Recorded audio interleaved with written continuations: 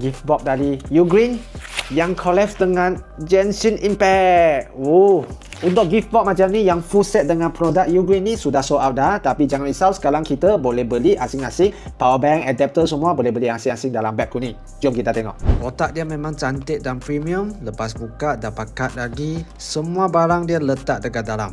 Power bank ini adalah best selling dekat Ugreen. Bukan sahaja charge phone tapi dia boleh charge laptop juga 130 watt. Adapter ini semua orang wajib ada yang ada pakai phone. Yang ni support sampai 65 watt fast charge.